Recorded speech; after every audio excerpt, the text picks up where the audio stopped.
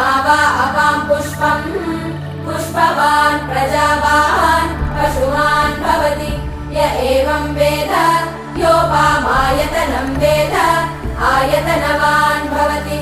अग्निर्वा अपामायतनम् आयतनवान् भवति योऽग्नेरायतनं वेद आयतनवान् भवति आपो वा अग्नेरायतनम् आयतनवान् भवति य एवं वेद योपामायतनं वेद आयतनवान् भवति